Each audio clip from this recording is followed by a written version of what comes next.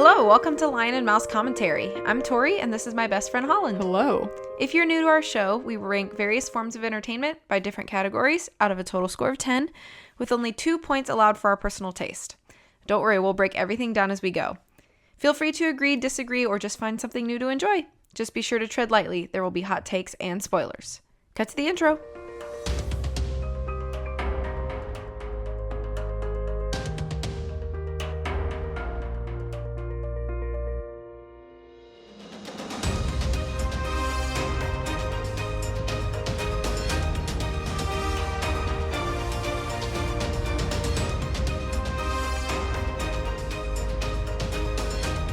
Okay, so today I chose the film Coraline for us to review. This is familiar to both me and Holland. For spooky season. For spooky season. It's our spooky episode. Yeah. Happy Halloween! We should have some sound effects. Spooky music. Put a banshee in. Oh, we just did our own sound effects. Yeah, there we go. Okay, so if Coraline is new to you, here's some spoiler-free facts before we get into our scores. So Coraline was released February 6th, 2009. So it's the day before my birthday. I'm surprised this didn't come out in spooky season, but okay. I'm surprised too. That doesn't make any sense. Yeah, it was released February 6th. It was directed by Henry Selick. The story was also by Henry Selick. He based it on the 2002 novel by Neil Gaiman. And it was produced by Bill Mechanic and Claire Jennings with a running time of 100 minutes. They had a budget of $60 million, but they did good because the box office made $124 million. So they made a profit. It stars the voices of Dakota Fanning, Terry Hatcher, Jennifer Saunders, Dawn French, Keith David, and Ian McShane. The Google synopsis says this: while exploring her new home, a girl named Coraline discovers a secret door behind which lies an alternate world that closely mirrors her own, but in many ways is better. She rejoices in her discovery until Other Mother and the rest of her parallel family try to keep her there forever. Coraline must use all her resources and bravery to make it back to her own family and life. And then just a couple extra facts. So the film won Annie Awards for Best Music in an Animated Feature Production, Best Character Design in an Animated Feature Production, and Best Production Design in an Animated Feature Production, and received nominations for an Academy Award for Best Animated Feature and a Golden Globe Award for Best Animated Feature. Did not win those, but was still nominated. So those are all my facts. Would you like to kick us off with the first category? Sure. So our first category for movies is plot and story delivery, and any musicals or movies that contain songs are included in this category as well. So total possible score of 2. I gave this 1 out of 2 points. So this is based on Neil Gaiman's book of the same name, and it's a really good adaptation of that source material. Overall, I think the story's told very well. It opens with a well at the beginning, this mysterious aspect at the beginning of the story, and then it ends with that. So I think it has these nice little visual and story bookends where that well that seems completely insignificant does have some significance at the end of the story. I kind of like when they have a little bit of symmetry in storytelling. I think it's done really well in this movie. I do think that there are some parts that seem kind of tropey. Coraline is this girl and her parents are really boring, and she moves to a new town and doesn't have any friends, and she misses her old friends, and she's looking for something new and exciting to do, and everything she likes to do, her parents kind of shut down. All of that is really common in kids' literature and kids' movies when your main protagonist is a child. So I don't think that's necessarily bad or negative. It's just a little overplayed. It doesn't feel heavy-handed in this movie, but the concept overall has just been done many, many times before. So it's not really an original startup to your story, but it's still done pretty well in this film.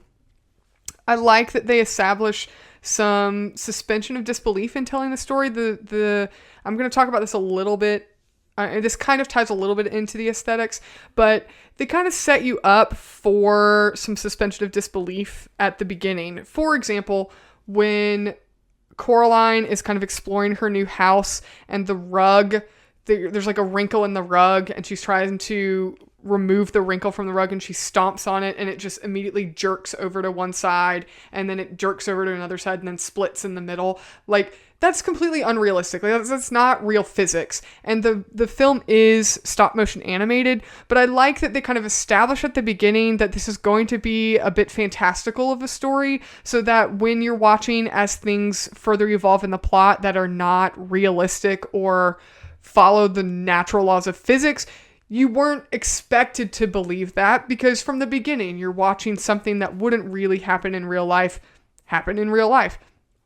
Like another example of that, just a very small way, when Coraline, her hair is blue for one, that's obviously not real, and you're not made to believe that she dyed her hair blue, that's just its natural color. So there again, it's another part of the story that's establishing you for an unrealistic, fantastical story. She bends over to put her ear to the well, and her hair does not move, it stays completely stagnant, like it's a doll, which it's a stop motion animated, and it's not a flaw of the animation. It just kind of sets up for the rest of the story that this is going to be a kind of fantasy fiction story, kind of not really a child's story, but it's with that same, they expect you to have that same whimsy, not really whimsy, but just suspension of disbelief is really the best way I can describe it.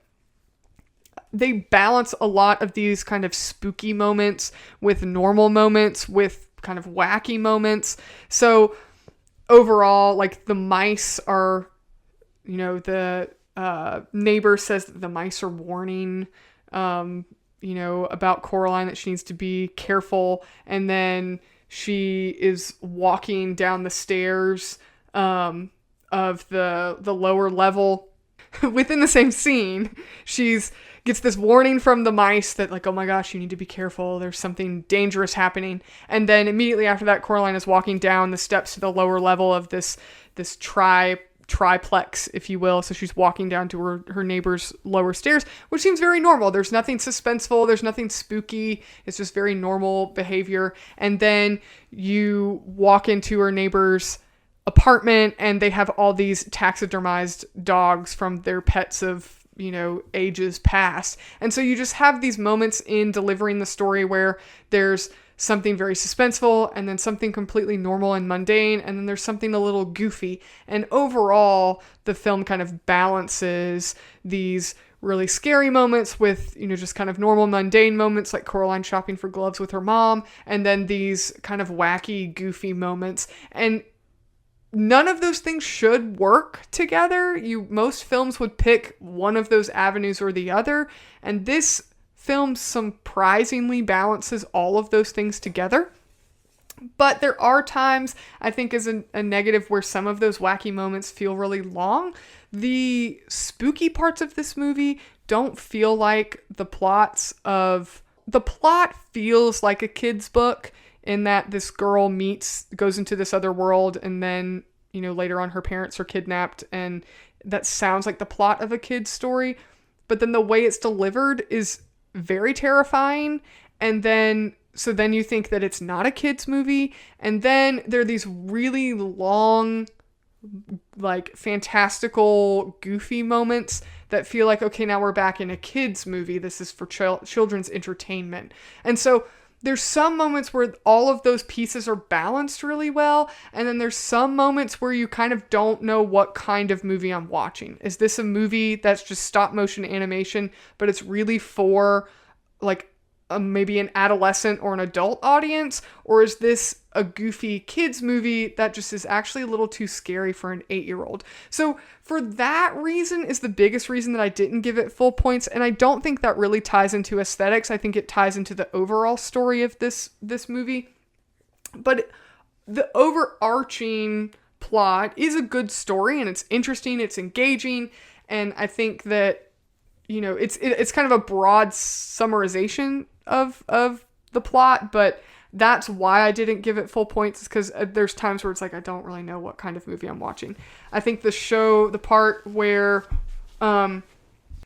Coraline is visiting her neighbors, both of her neighbors in the other world, where she goes and sees the mice do a show, and she watches that, and then she goes and sees I can't remember her neighbors' names, Forcible and something, the two women, and they have like this show that they put on for her. Both of those just feel a little long, and they feel a little redundant, and it's one of those moments where it's like, oh, okay, it's because it's for kids and I'm not a child. And then there's like really scary parts of the movie where it's like, I would not let my child watch this movie because it's terrifying. Mm-hmm. So overall, I didn't want to get into the weeds of the plot individually overall, because I do think there are a lot of positives. You know, Coraline's the heroine of her own story, and that plot is very relatable, and it has some very strong archetypes in it, and it's very interesting and very engaging. But there's parts where it just doesn't really feel like, am I watching a scary movie for teenagers? Am I watching a child's movie? So overall, that's why I gave it 1 out of 2 points. And then the other one, just one little note I had, that I don't understand how we're never told this in the movie, and I think that's okay, but it also is puzzling. We get to a point where we figure out that the other mother has kidnapped Coraline's parents, but we're never shown any ability that she has to leave her world and come into the real world. And we're never given any indication that Coraline's parents would ever go into the other world. So, through the door. So we don't have any way of even guessing how she kidnapped Coraline's parents. And I think that if you're a kid, it doesn't matter. But it's another one of those things, like, for an adult watching, you're like, well, how did that even happen? Yeah. So, right. So yeah, overall, sorry if that was a little disjointed, but 1 out of 2 for plot and story delivery for me. Okay. I also gave it 1 out of 2 points for plot and story delivery. I agree with a lot of what you said. I think as far as the adaptation from the book, I think this is a very good adaptation. A lot of the core elements in the book are present in their proper form in the movie, which I think is really nice. And I do agree with your note about the use of tropes. This is unfortunately one of the sort of stories that is very prevalent in children's media, where it's like your main character is the only unique one and everybody else is boring or too weird. And it's like, okay, like, all right, we've seen that before, or like the nobody understands me trope, and so if you're 11, that trope isn't bothersome because it's kind of like a relatable thought that people have at that age. But when you're an adult, you're like, okay, yeah, all right. Like, I've seen this one 50 times. Like, it gets old after a little bit. I think that there is like this is a kind of a cool twist of the conflict. And I don't even know if you would call it a conflict, but like the question, if you will, of is this real or is this false? I think that overall this story, or the idea, the concept behind Coraline is an interesting spin on that sort of confusing whimsy and suspension of disbelief. Like, you can't really trust what you're looking at because you don't know like what, if it's really how it's presented, or if there's something kind of double-sided about this, or perhaps is not as it appears. I do think that it's a very clever way to deliver some of that. Are you saying that as a viewer we shouldn't know? Because I've never thought about this before till I'm listening to you right now. Are you saying that as a viewer, we're not supposed to know if what Coraline is experiencing is real? Right. because you get this idea, there's multiple times when she comes back from the other world or other side or whatever, she wakes up in her bed. So it's like you're given this impression that maybe this is all just like a dream. I never thought about that before. I always just assumed that like everything that happened to Coraline was real. No. And her parents were just, you know, the typical parents that didn't believe it. But I never thought that like, oh, maybe all of this is just Coraline's imagination. Yeah. I've never thought about that as because like a why possible... else would they tie it so much to her being awake or asleep? I mean... It always happens while she's tired or sleeping. She like gets up out of bed and goes into the little door that the rat shows her. Like, but she starts in bed and she always ends up back in bed. Huh. I always thought it was like a Narnia thing where it was like, no, it's real. You just... Time just is different. Right. And it turns out that it is real. But we don't know. But but even at the end. It's presented, right? But it's presented, is this real or is this fake? And so you spend the whole movie trying to figure that out. And so I think that it's a clever way to present that. Without, you know, but in the same way, it also doesn't gaslight Coraline as a character. Right. Does that make sense? Yeah, yeah. Like, it's not like you're sitting there as a viewer like, wow, what a dumb kid. She got delusions of grandeur or something like that. Right. It's not like that. It's really just kind of like, I don't understand how this makes sense or why it keeps happening in this way. You know, so there's a lot of elements of that. I think the overall feel of this movie is just, you have a sense of like unease and creepiness mixed with the continuous like whimsy. And it's unsettling to have those things because those things normally are opposites of each other. So to mix the two, it's almost like, haha, should I be... It's almost like a roller coaster if you're afraid of heights. Like, should I be having fun? I'm actually kind of scared. Oh, this is kind of fun. No, it's not fun anymore. You know, so you get that a lot sort of through the pace of Coraline. I also think that the dialogue shows a very ominous turn when everything starts to sound threatening. A lot of the characters in the other side or other world, whatever we call it, I don't know what the official term is, in the beginning of the movie, a lot of the dialogue is very warm. And the tones are very warm. And the delivery is very gentle. And then as the movie progresses, things become more threatening, more demanding, more forceful, aggressive. And so it increases the tension of the movie and also the emotion of the viewer as you start to realize that like everything we thought was good is not good. And it again goes back to, is this real or is this fake? So I think kind of everything in this movie kind of ties back to that question.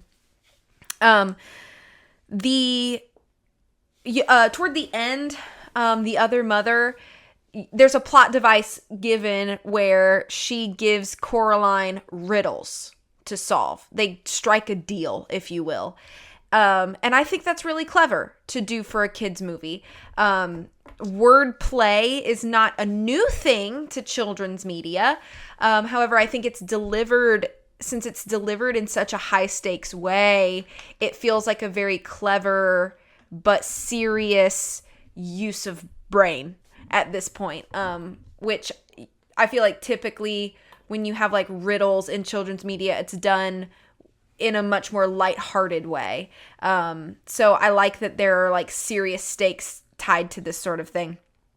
Now, some of my critiques though come from the overall pacing and momentum of this movie. I agree with what you said about there being a nice balance of types of scenes. However, some of those scenes seem genuinely unnecessary to the furthering of the plot, and either feel too long or too short for the overall delivery of what we're trying to do. There are often, like, the scene where she goes in the other side to the downstairs neighbors and she goes and she watches the play. And it's like 12 or 15 minutes of watching these ladies, like, on flying trapezes. And then they include Coraline in. And, like, it does, at the end of the scene, nothing's different. Like, it meant nothing. Like, you could have cut that scene out and nothing would have changed in the overall storytelling. Except the whole riddle that the Beldam, yeah, the other mother that she gives, she says, in each of 3 wonders I made for you. And so we watch her experience the garden, which is the first one, and then both of the neighbors. Yeah. So because the other mother fabricated those neighbors, the false neighbors in the first place, I agree. I think they're too long, and I think it's a bit unnecessary. But we need, in order for it to tie into the riddle at the end, we need to be exposed to the upstairs and the downstairs neighbors, because those are 2 of the 3 wonders. Well, then let me take it back and say maybe perhaps not unnecessary, but certainly redundant. Yes, because I agree. It's almost the same scene that she got going to the mouse circus. Exactly. I agree. Yeah. So I think there could have been a better way to introduce us to those things. Mm-hmm. Like, I think the way that the other father is introduced with the garden, that seems very organic. Right. And then the other 2 seem like really forced. Repetitive. Yeah. So I didn't care for that. And also, I genuinely feel that the beginning 10 minutes of the movie are rushed way too fast. And I felt like I could not gather my bearings fast enough. In 10 minutes, they expect your audience to get a clear understanding of Coraline, who she is and what she wants, introduce the character of Wybie, give us some sort of insight as to what he wants in life, which is very unclear to me. Also establish the fact that, like, Coraline is alone and she's brand new, and then start to introduce sort of this distaste or restlessness that Coraline has in her own family. All of that is crammed into like 8 or 10 minutes. And by the time things started happening, I was like, whoa. Like, I still don't understand what's going on. So I think it starts with poor pacing and it doesn't get consistently better. And while I think a lot of the storytelling elements that you need are present and executed well when they happened, there's just so much like extra or not enough time given at certain points. It just feels like some parts are so rushed and some parts are so drawn out. And so the overall momentum just feels very messy to me. And for those reasons, I only gave it 1 out of 2 points. Yeah. I concur with a lot of that. Next category that we cover is characters. Out of a total possible score of 3, I give this 1.5 points out of 3. And a lot of the reason for that, I think, stems from the points you just made about the pacing. Coraline, I think, is a surprisingly great protagonist. It is so easy for stories to have your main protagonist be a dissatisfied child of 2 parents, and the parents have these flaws, and without making the child seem like a spoiled brat or make the parents evil. It feels like a very organic family. Like, her parents are just busy and they're boring and they're not exciting for someone of Coraline's age. And Coraline is just tired of being bored and stuck in the house all the time, and she has no friends and she has nothing to do, and anything that's fun that she comes up with, her parents are like, no, we're not going to do it. That's very frustrating for a child. It's very relatable for a child of Coraline's age, and it's very relatable for your audience. And yet it doesn't villainize or the parents or Coraline. It makes them just feel like organic people with some problems in their relationships with each other. And that is so hard to do. I can't tell you how many movies I've watched where the main character is basically Coraline, in Coraline's position, and they just act like a spoiled brat, and you hate them, and you want bad things to happen to them so that they'll stop being a terrible person. And Coraline doesn't really have... I mean, there's parts where you're like, oh, she's just being a dumb child, but it's appropriate for the age that she is, that she wouldn't have enough foresight to think that maybe I shouldn't go into a random door with a weird portal in my house. You know, you have to have enough of a childlike naivety and lack of judgment. Otherwise, there would be no story. So, and then I think it's great because she's very much a kid. We watch her get pulled into this other world where, like you said, these other parents are so warm and welcoming and they give her everything that she's wanted. And man, this is so cool. Like, there's a train with gravy on it and the food here tastes great. And, you know, I get to play and have fun and this is all great. And then we watch her grow more dissatisfied with her own parents so that it's a believable progression to where she's completely ignoring potential danger in this other world because we've watched her get pulled into this other environment we know as the audience this is not a good idea, but it's understandable that Coraline would slowly forget the imminent danger that's presented to her. But it's not to the extent that when the other mother pulls out the buttons and says, you can stay here forever, that Coraline goes, this is a little too far. You know, so they've established her great as a protagonist. And I just really have to give this movie a lot of credit for that because so many other films and books and stories with children as your main protagonist in this exact same situation are so hateable. They're just completely unlikable. And then it makes no sense when they're like, actually, I'm not, the buttons is where I draw the line. I want to go home and stay home. You know, all of that is just very realistic, very believable, and very likable. And then we're rooting for Coraline through the third act of the film because we want her to succeed and to save her parents. And she wants to succeed and save her parents. And then she has these moments still where she's like, still just a little kid. Like, she props the pillows up for her mom and dad because she can't find them and she's lonely and misses them. And, you know, so all of these moments are just really, really good. And so Coraline is a great character. If she was the only character in this movie, it would get full points for me because I think they just do such a good job. However, other than Coraline and the other mother, who is a fantastic villain, hateable, like creepy, scary, terrible villain. Other than those two characters, which is your protagonist and your antagonist, all the other characters are completely useless.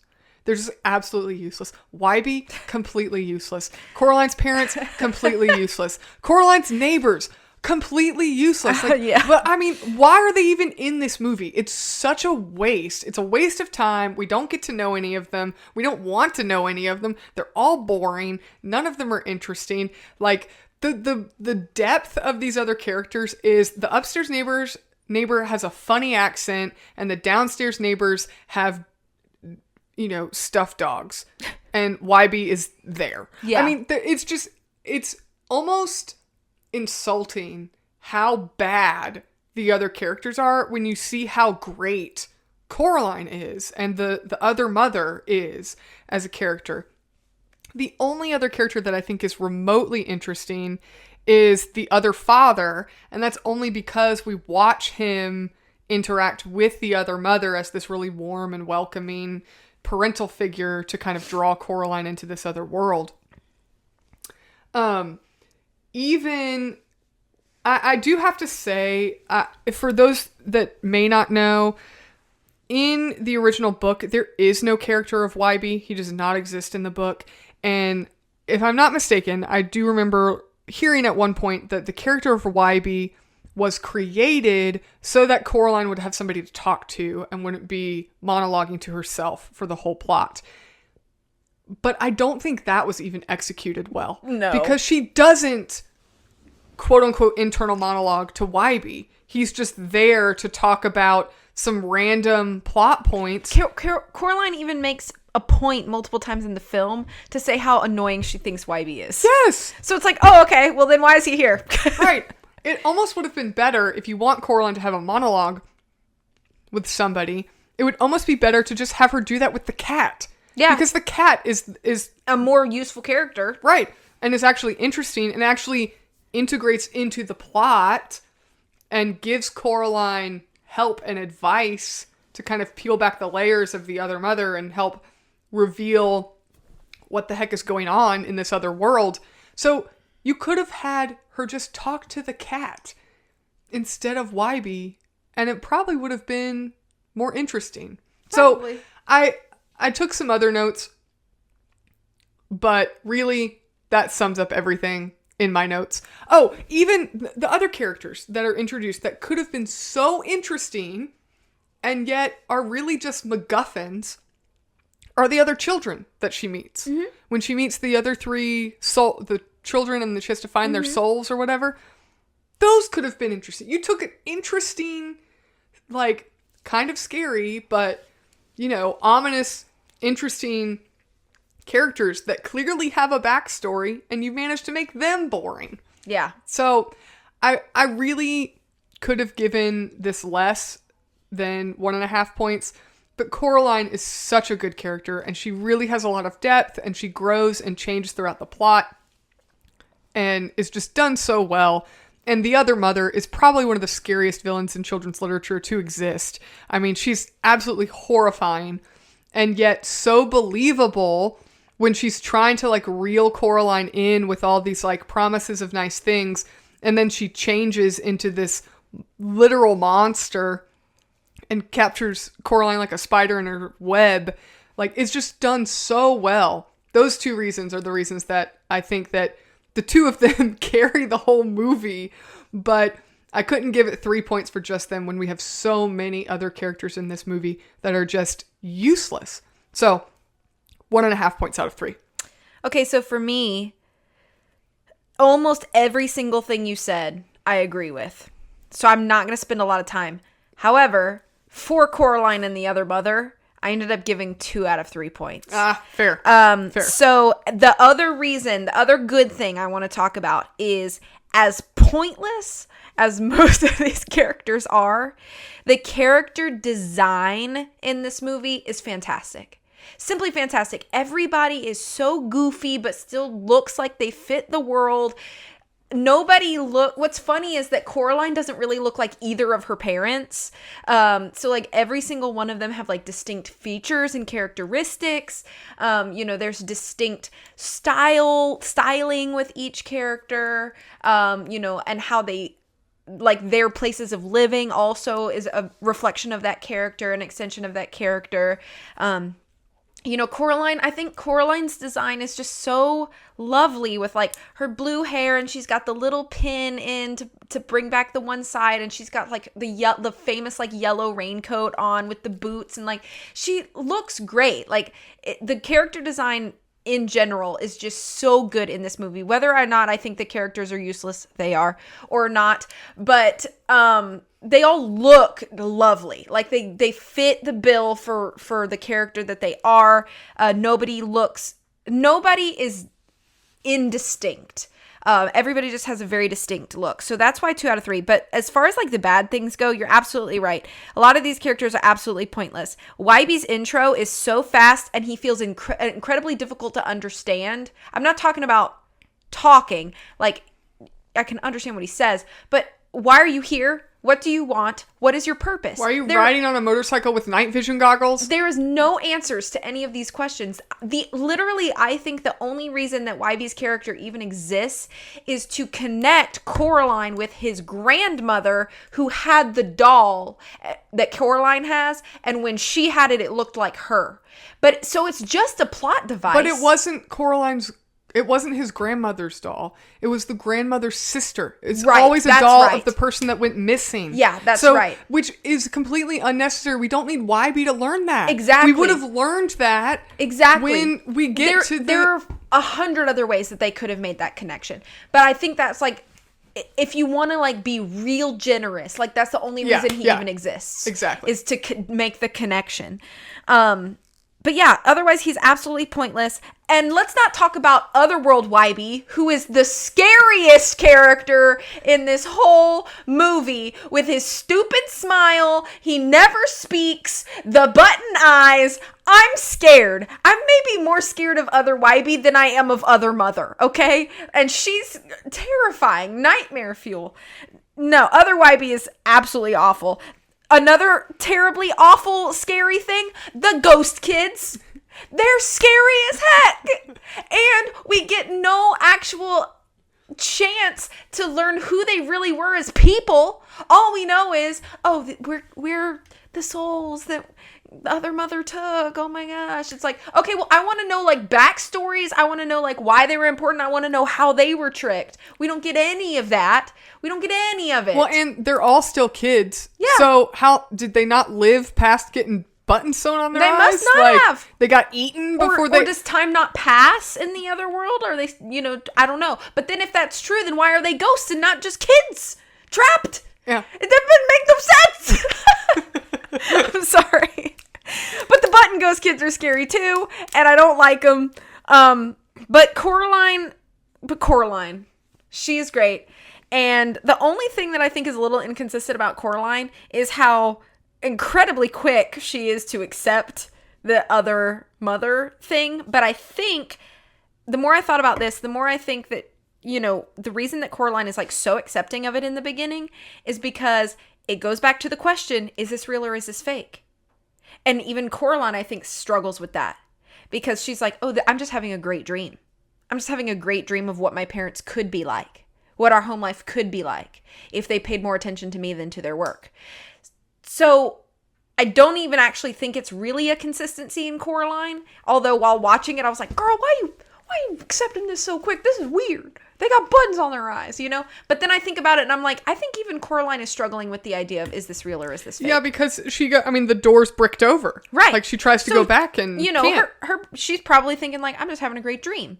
And I think that Coraline's growth through this whole movie feels so natural to that of a child's. She doesn't have to grow up too quickly, which I think some children's media like tasks children with like a great responsibility and they're gonna have to mature very quickly to handle this and like and by the time the movie ends they're 17 instead of 7, right? Like mentally or emotionally.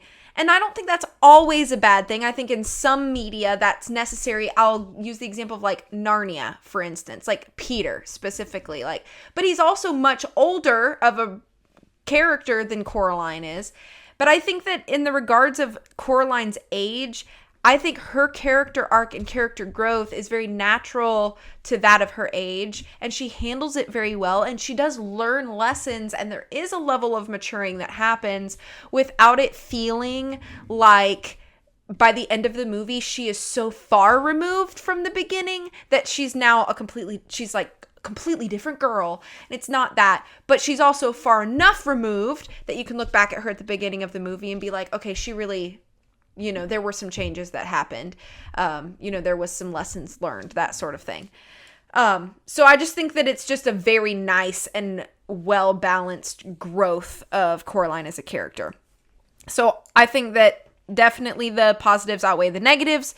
And I don't want to rehash all the things that you said, although I agree with most of them. So 2 out of 3 for characters. Cool. A lot of the points you have with character design, I attributed to aesthetics. So out of total possible score for 2, I gave this 2 out of 2. I don't know what Tori scored. We don't review each other's scores before we record. It's a surprise for both of us. But I feel like anybody that would not give this movie full points for aesthetics is crazy. So I hope you did, because you did not. Tori's looking at me and she didn't. But the stop motion animation is such a lost art. It is completely gone the way of the dinosaur. It's so not cost effective. Cost ineffective, I don't think is a real word, but it's not completely not cost effective. It takes so much time, the hours, the development of it, the editing. I mean, it's all insanely labor intensive.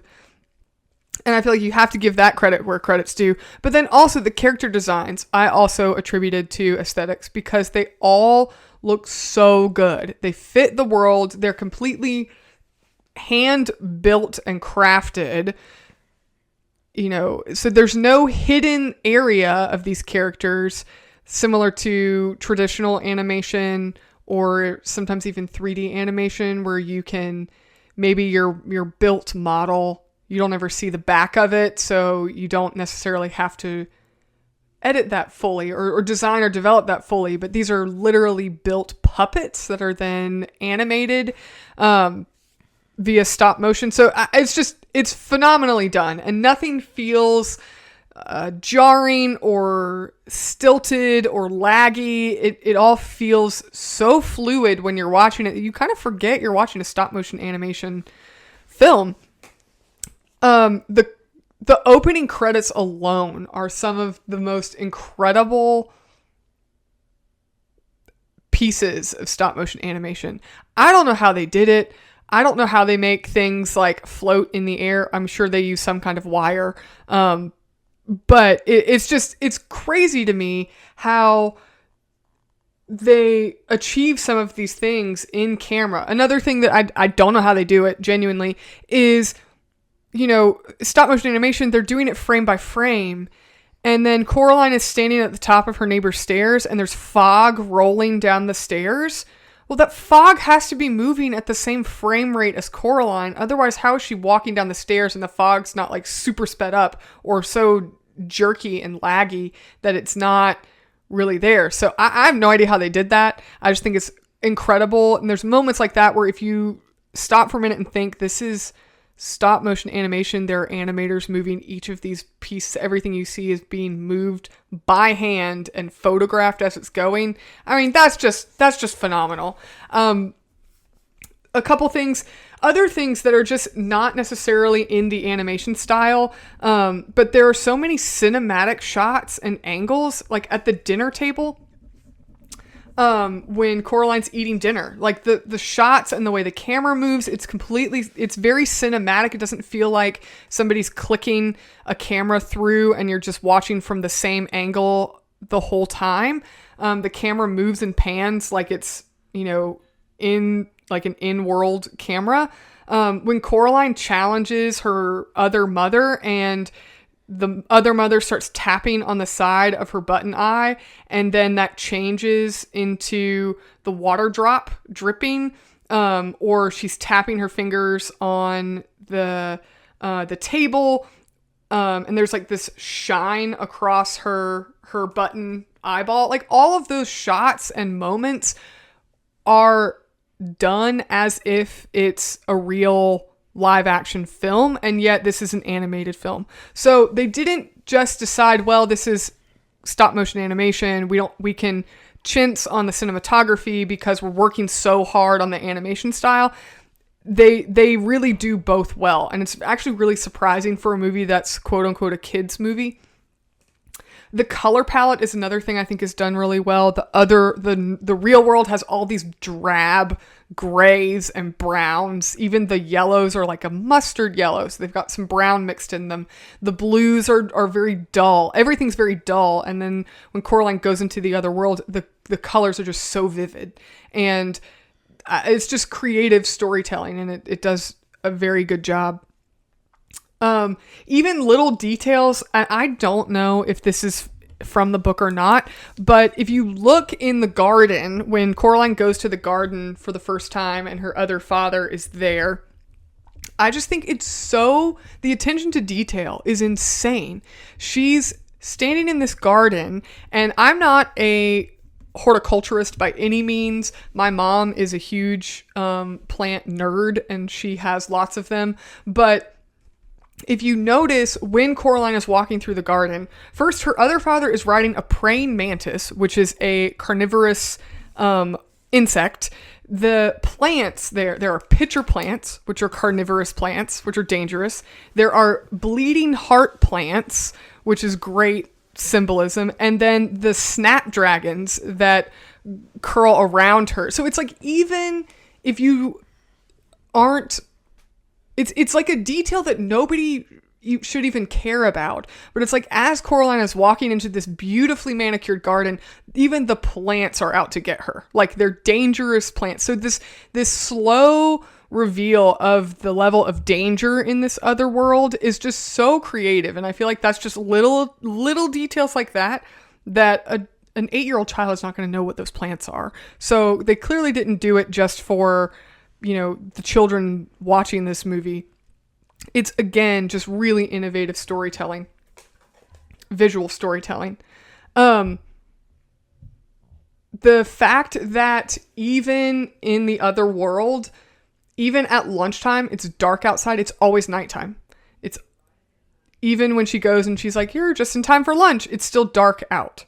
And I think it kind of ties back into what you've said, like, is this real or not? Is she just having a dream? Right. She's having a dream at night. So even at lunchtime, it's nighttime. Just a lot of cool moments and creative decisions for that. And I just have to say the creature design, if you want to call it that, or the character design of the other mother, I think is just absolutely terrifying. One of the things, I read the book Coraline when I was in the age demographic for the book, and it was absolutely terrifying. It was complete nightmare fuel for a child. And yet I think it's done so well. And if you've ever read the book, or even if you haven't read the book, you just Google the illustrations from that book, and they are probably more terrifying than the visuals. Yeah, don't do it at night if you're home by yourself. Don't do it. Yeah. They're, more terrifying than the visuals in this movie.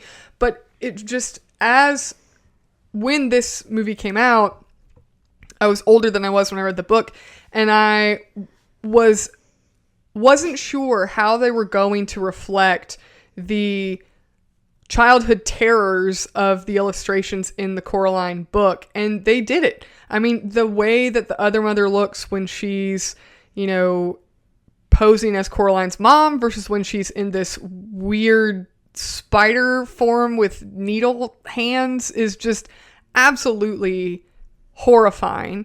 And yet it never feels like she's become so otherworldly that now she no longer fits the world that you've been brought into. She still feels like she fits Coraline's world, even though she's not this human looking version of Coraline's real mom. But I think overall the character design, I attributed into aesthetics versus in the character category. And I just think it's done really, really well, how every piece of the other world has a counterpart in the real world and vice versa. It's just done really, really well. So 2 out of 2 for aesthetics for me. Okay. For me, I gave it 1.5 points out of 2. You're crazy. Don't kill me. No, you're fine. Let me talk about about my issues though. I'm going to talk about positives though. This movie is coming up at the time of this recording on its 15th anniversary. And I think for 15 years, the stop motion is absolutely lovely. I also think that this movie does an impeccable job at the use of textures all throughout. Since stop motion animation is physical, like characters and physical sets, and it's just the way that it's shot that's different or unusual. The use of the textures really goes to show that they really put a lot of thought into not just, okay, let's get it made quickly, but like let's actually craft this world to look how we want it to look, and give a lot of different depths and things to not just characters, but even just like carpet and wood grain and just small things like that you don't really think about when you shoot like live action stuff, because the world naturally has textures. But when you are creating a world, you need to think about sorts of things like that, and they've used so many different textures that it really makes this created or crafted world feel that much more realistic. Do you want a fun fact? Sure. All of Coraline's sweaters were hand knitted, and the knitting needles were like the size of a human hair. Whoa. That's crazy. That's dedication to craft there. Yeah. So I'm just quoting that fact from memory, so I may be a little off there, but pretty sure. Yeah, but the textures are just lovely, and it really just adds a layer of like believability to the world. I think the mood is always captured really well through coloration and lighting. You mentioned that a little bit, how in Coraline's world, everything is kind of dull. It's kind of matte. And then in the other world, things are more vivid. They're more vibrant. the reflection of things are shinier or crispier, or everything just seems like more high definition, if you will, in the other world, and that's part of the appeal in the beginning of that. Visually, this movie accomplishes the goal of being unnatural, mysterious, and whimsical, which are three things that you wouldn't often put those three things together as something cohesive, because they're not. But visually, this movie sort of marries those three aspects in just such a cool way. Now, I want to talk about some of the things that I think are not perfect. And I know that part of this is because of how stop motion is. So I don't want it to come across as me trying to say they should have worked harder. These are just noticeable flaws that happen sometimes with this sort of thing. One of those being the frame rate does get wonky sometimes. And so movement feels stuttery or too fast in some areas. I'm not going to sit here and say I could do better, because I know I cannot. But sometimes when you're watching a movie, and if you have zero knowledge of filmmaking or animation, you could look at this and be like, why does this look weird right now? And it's because during the stop motion, the repositioning frame to frame may not have been perfect or consistent. And so you get some of that. So it's noticeable sometimes. I think sometimes it's not. No, most of the times I'd say it's not. But there are a few moments, especially in like faster scenes, where I noticed like, okay, why does Coraline suddenly look like she's like robotically like moving too fast? I've noticed it's often things that are not the focus of the scene. So it's going to be something like kind of in the sidelines, or perhaps perspective wise is going to be farther back. It's usually not whatever the subject that's supposed to be focused on is usually fine. It's usually other elements that look weird. So again, I'm not trying to say I could do better. I'm just saying I noticed it. Another thing is, I'm not going to lie, I don't love the score of this movie. I think sometimes it feels a little too much, and in the mixing, I felt like it got too loud a lot of the time. I'm sorry. I think that's valid. Yeah. Last critique is that sometimes, not all the time, sometimes the voiceover audio sounds dampened or something like that. It kind of feels like when they recorded it, something may not have been perfectly soundproofed in the booth, or perhaps there was a technical issue with a mic or something like that. What it sounds like is like, and I know this struggle because sometimes I try to fix it in our podcast and I cannot ever make it how I want it to sound. It almost sounds like when you have something that has a little bit of echo and they're trying really desperately to cut the echo. And so it kind of makes the sound, the best way I can describe it is like damp, like dampened. Or it'll kind of make somebody's audio sound like they're almost like in a box or a tunnel. Not all the time, but there were a few times where I noticed and I was like, why does the voice sound goofy? Like, like when you are like congested, how your voice sounds when you're like stuffy. Imagine that just like randomly in the middle of a scene. It's like one line or two lines. Like that's how it sounded sometimes. And I was like, I don't know if that's purposeful or what, but that was just something else that I noticed in a few scenes. Particularly, it happens a lot with Coraline's dad. And not all the time. It's not like that's just his voice, but like I noticed it a few times in his lines. I don't know if there were like additional lines he had to come in ADR or record again or something like that. I don't know if it was just like different recording sessions, but there's a little bit of inconsistency there with some of the audio recordings, it feels like. So I'm sorry for being a little bit nitpicky, but that's why I didn't give it perfect 2 out of 2. I gave it 1.5 for aesthetics. Sorry. You don't have to apologize. You said I was crazy. I do. Because I do think you're crazy. I think all those are valid. I just think that the positives outweigh the negatives. Sure, absolutely. To where it doesn't reduce the score for me. Okay. So, I just think the weight of the positives is heavier than the weight of the negatives, so it merits 2 points. Okay. But it doesn't invalidate your critiques. I Okay. think they're completely valid. So, fair enough. All right. So next category is personal taste and preference. Out of, as always, a total possible score of 2. I actually gave this 1 out of 2. So I think this is a great movie. I think it's a great story. I think it's a great piece of artwork, especially in the aesthetics, because you just heard me gush about it.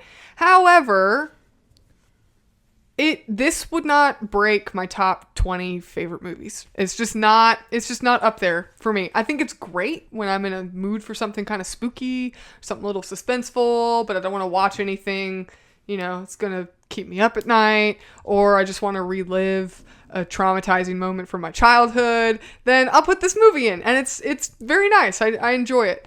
But I'm hardly ever in the mood to watch it. Usually around spooky season, let's pick a spooky movie. I think Coraline is probably, of the stop motion animated films that are available, from the time of Nightmare Before Christmas onward, The Corpse Bride, Tim Burton's other movies, the, Wallace and Gromit movies, those sorts of, there's a wide variety of stop motion animated films. Coraline's probably the top of my list when it comes to that category, but as a film overall, it's not one that I really gravitate towards or one that I watch over and over again. I might see it once every 3, 4, 5 years. And that's not because I think it's bad. It's just not one that I necessarily feel the need to rewatch over and over again. As a story, I think it's great. It's wonderfully terrifying. I enjoy it. I appreciate it. But at this point, I think that if I want to digest this story again, I probably would just pick up the book again and reread it and see how I like it. I think there's many parts of the film that are really good, the positives that I've already mentioned, but unfortunately for this movie, there are a lot of parts where I'm kind of bored, and I just don't think, I think there's parts that just seem kind of redundant or kind of drag, and so for that reason, just 1 out of 2 for me. I really don't dislike it, but it's just really not in my top tier of things that I like, so okay. 1 out of 2. For me, for personal taste and preference, I gave it 1.5 points out of 2. I think that this is a very good adaptation from book to movie, and that's always pleasing for me as somebody who grew up reading all the time. While Coraline was a book that I read when I was young and forgot a lot of, and I think that might have been my brain protecting me from some of the scariness. So I didn't remember it a lot, but in prepping for the podcast after we watched the movie, I did go home and sort of kind of read like a summary, I guess, of the book, you could say. And it seems like all of the important things are all present. So as far as adaptation goes, I always love when a movie takes creative liberties that do not change or discredit any of the important bones of a story. And that's not present at all. I think that as far as stop motion goes, this is, again, one of the best that I have seen. There are other stop motion movies that I really, really like as well. But as far as consistently good, I feel like this one is really good. However, kind of like you, this is not a movie that I'm going to watch every year. There are some people I know that are like, oh, it's spooky season, I got to watch Coraline. And they watch it every year. And that's fine if you're one of those people. I am just not one of those people. I haven't watched Coraline in probably a decade or longer. So I watched it when it came out, and I remembered that. And I think I maybe watched it one other time, but this is not a movie that I feel the need to watch consistently. but like I really didn't have any reason not to give it full points other than the fact of like I'm just not going to watch it a lot. So that's the only reason I took half a point off. I think in every other way, it kind of like scratches the itch of like stop motion. It kind of scratches the itch of like, if I want to watch something kind of spooky, it scratches the itch of like, you know, sort of that genre of like, and I know this wasn't Tim Burton, but like Tim Burton-esque. And I'll talk about that actually a little bit more in our next category. But I think it delivers everything it was trying to do. And I think because of that, I have no reason to really dislike it. It just comes down to frequency for me, which is rare. So 1.5 points out of 2. Alrighty. That's actually a pretty good segue into our next category of creativity. Out of a total possible score of 1, I gave this full credit for creativity. And the biggest reason I did that was kind of what you touched on a little bit. The original story is a great piece of children's literature, in my opinion. It's very well written. It's done really well. It's terrifying if you're, under the age of 10. It's, maybe for some people, if you're under the age of 15 or 25, it's or 50 or, whatever stage of life you're at, it may just be frightening, but it's just done very well. And this film, their use of animation, the stylistic choices, the ability to portray the characters true to Neil Gaiman's work is just so commendable. There's so few stories nowadays that adapt a piece of children's literature or a children's book and do it well. So many times, directors, writers, studios, whoever you want to blame, take all these creative liberties and just turn what was a great work of art or a great story and just make a mess of it. And this movie doesn't do that at all. Like you said, all the crucial parts from the book are in this movie. They do great justice to the character of Coraline. They do great justice to the character of your villain, the other mother. And it just makes this film iconic. And I think one reason in thinking through the creativity of this film, and even though it is adapted from a prior source material, I think that the fact that this book will probably never be adapted into another animated or live action film is because this adaptation is just so good. And it's the media, I think, of stop motion to adapt this story into a film is the perfect one. And because of that, I really don't foresee Coraline being adapted into a film or a TV show. Now, probably somebody like the CW will try and do it because they love to, there's some studio out there that's thought about, hey, it's been a while since we've rebooted it, and somebody probably will try to reboot it. But I really don't think it will be successful because I think this film just did such a good job and so true to the original and yet still was creative, and I think the media is just perfect for it. The stop motion media style is just perfect for it. So because it's just such a good adaptation and it's a good work of film, like it's a good testament to what stop motion animation can be and what quality stop motion animation can look like. I just think it just merits full points for creativity. So 1 out of 1 for me. Okay. And for me, for creativity, I also gave it a full point. I think that this film, it came out exactly when it should have. And what I mean by that is that so Henry Selick, his big work previous to this was A Nightmare Before Christmas, which he worked on, Tim Burton produced. Everybody looks at that and they think that that's a Tim Burton film. I guess it technically is, but like Henry Selick was the one that like executed the project. But I think the success of The Nightmare Before Christmas kind of encouraged Tim Burton, and he then had that era of what I would say the 2000s into the early 2010s where Tim Burton was pumping out films and they all had a very sort of unique, distinct, like, aesthetic to them. And they got really popular. And that's fine. I get it. Like, it's a very stylized thing. And then Henry Selick comes along and he wants to make Coraline. It does feel similar to Burton. And so I know that he probably doesn't want it connected to Burton because Burton didn't work on this film. I'm not trying to say Burton worked on this film, but I think he was riding the wave of this sort of aesthetic and the like resurgence of stop motion appreciation at the perfect time. So he takes this and he's going to adapt it and it comes out in 2009 and everybody's still high on this stop motion creepy aesthetic. So they're going to go see Coraline. They realize what a great adaptation and great story it is and execution. And so it does so well. And is it the biggest box office hit of its genre? No. But is it notable? Yes. Did it do well? Yes. It's still incredibly unique and insanely memorable within the genre.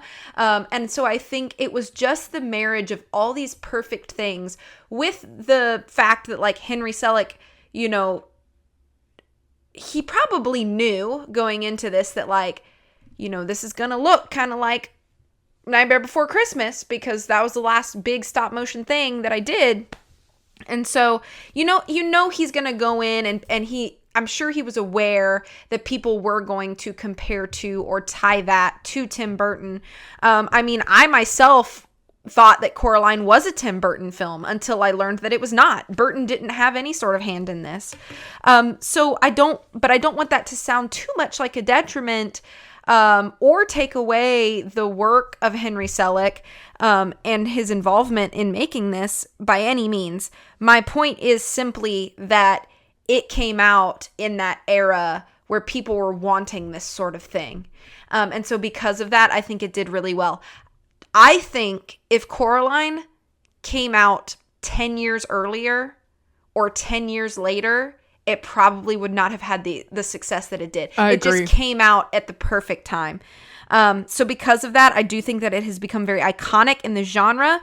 I think, you know, overall, it's just incredibly creative, taking the book adaptation into the new medium of stop motion. And stop motion is a dying art at this point. And so I'm glad that it came out during kind of that wave of stop motion appreciation, because now I think that has died off quite a bit, and people aren't giving it that sort of attention. So 1 out of 1 point for me.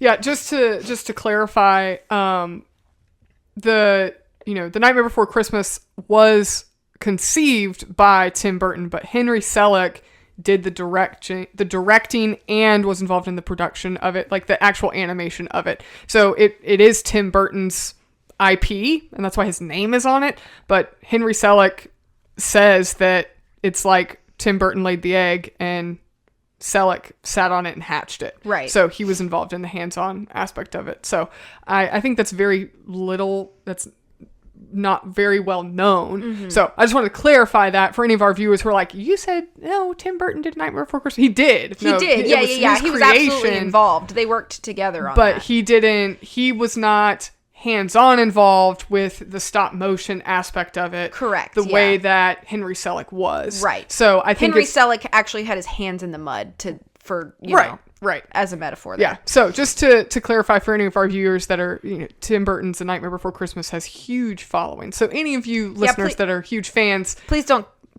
come at me, please. Yeah, we're not hating on Tim Burton at all. I actually very much respect Tim Burton and I like a good many of his films. We're just giving Selick credit where credit's due. Yeah. So my final score for Coraline is 6.5 out of 10. Okay, mine is 7 out of 10. Cool. Alrighty. All right, you ready for some, or do you have final thoughts? No, I think we covered it. So I do enjoy this film a lot. I think it's great. I think it's a great work of art, and it's one of those films that really is a dying art, like you said, like stop motion animation. So I do enjoy it. It's just not like out of all the movies I've ever seen. That's why I didn't give it higher than 1 out of 2. But it is good. I did enjoy it. I'm glad we watched it for this episode. Yeah, it was fun. Okay, lightning round. Favorite character? I think the other mother is my favorite character. Okay. Yeah. I'm going to say Coraline. Yeah. Yeah. Least favorite character. I know what you're going to say. What am I going to say? You're going to say Wybie. Yep. Yep. I don't like him. I don't know. That's a tough one. I think I would probably say, gee, I don't know. It's probably also Wybie, but only because he's so useless. Mm-hmm. But I really don't like the downstairs neighbors, Forcible and Spink. Her name's something like that. Spink Spink and Miss Spink. Forcible. When they're in the other world, I really don't like them. Yeah, that's like my least favorite part of when it comes to characters, when they unzip their costumes and they're these really skinny ladies. And yeah, they're like, I don't. It's like, so I weird. don't like that. It's just at all. It's just not. I hate it. And then they turn into the taffy ladies. It's just, it's pretty terrible. No, that's that's I don't like. I'd pick Wybie over them. Man, no, they're my least favorite. Okay. All right. Do you have a favorite scene? I think my favorite scene.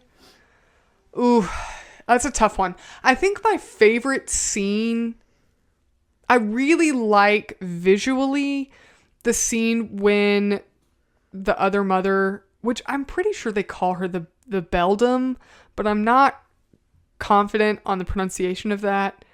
But when she makes that huge spider web and it's just white and it's this metallic sound when the web moves. I love that scene just visually, but I think my favorite scene is when Coraline challenges her to the game and she looks like the other mother already. I mean, she doesn't look like Coraline's mother anymore. Mm-hmm. And the whole scene where she's already in spider form. Yeah, and she accepts the challenge and you hear her tapping on the side of her button eye, and then you hear the water dripping. And I think one of the reasons I like that scene so much is because that is straight from the book. It's just right out of the book, like beat for beat, shot for shot. It's just right from the book. And it's just such a tense and scary scene. And yet you're not, watching it as an adult, you don't feel frightened because you feel like, oh, I think Coraline's going to win this. It's this perfect combination where it's really building up into that third act. So I think that's my favorite scene. Okay. I think my favorite scene and it's mostly due to the visuals, is the scene where the other father shows Coraline the garden and it ends up blossoming and you see from a high view that it's Coraline's head. And I just think visually that's just such a stunning scene, and I can't imagine how much work went into that for something like stop motion. So I think that's probably my favorite scene. Okay. Do you have a favorite set or location? Do you want me to give my answer while you think? No. Okay. I think one of my favorite sets is actually the tunnel that Coraline crawls through. That was my answer. Yeah? Yeah. I think that's my favorite set because and it stretches as and then it moves. It's like it's suspended when she crawls on it. It's got this softness to it, and then you watch it when she's crawling through it, and it's really inviting. And then when she tries to crawl out of it, and it's got all these cobwebs and everything. It's just such a great change in the way that Coraline's perspective of how the world is not this inviting place anymore changes. Yeah, that was going to be my answer too. I just think it's such a clever, it's a liminal space, if you will. But I feel like it's such an important liminal space, and how they make it different visually depending on what's happening within Coraline, I just think is so clever. Yeah. Okay, last question. What's the scariest part for you? Scariest? I mean, as now I don't really think it's that scary. What do you think is the most unsettling part? When the scariest part in the book, I think, is also the most unsettling part in the movie. And it's the part where Coraline throws the cat at the other mother and he rips her eyeballs off, her buttons off her eyeballs. And then she's blind and listening for Coraline. That is terrifying. Yeah. And then the web moves like a spider web. And so when she makes a piece of the web move, the other mother can find where she is. And and then that whole scene I think is terrifying. But like I don't get scared. Right. But like I think that is just horrifying. Yeah. For me, it's when you realize that the other Wybie is being fully controlled by the other mother.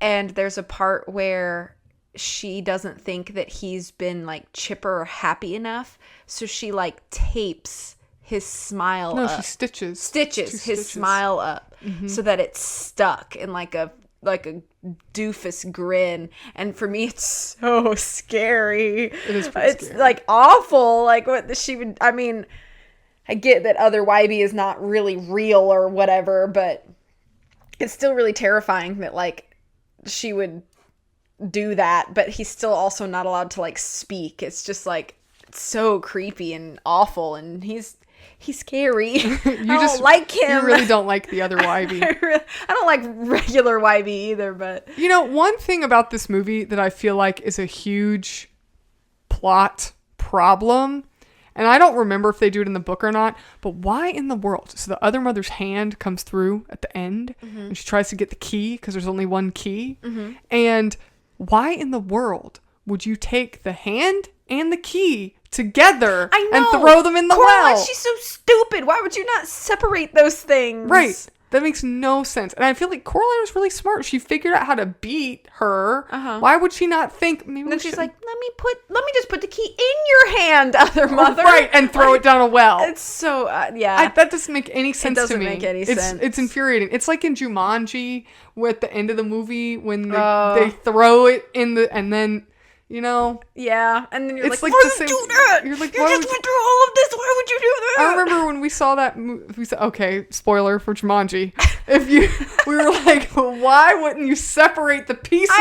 Take the pieces out of the board. It's like I'd be like, okay, that one's going to Indiana, and this one's going mail to them Florida. across the world. And why would you do that with mail the key to Timbuktu or something? I don't. And then take all the little pieces of her hand and mail it away. I know. It's awful. I don't understand. It's not like she's the Iron Giant. Right. So. Anyway. Any other thoughts? No. Okay. Thanks, guys, for joining us on this episode. We hope you had a good time. If you did not, feel free to tell us why so we can improve. Links to our show notes, Patreon, socials, suggestion box, those are all on our website, which is lionandmousepodcast.com. Also, review this episode on whatever podcast platform you prefer. Let us know what you think. Again, feedback helps us to improve. Thanks so much for listening. We will catch you in the next one.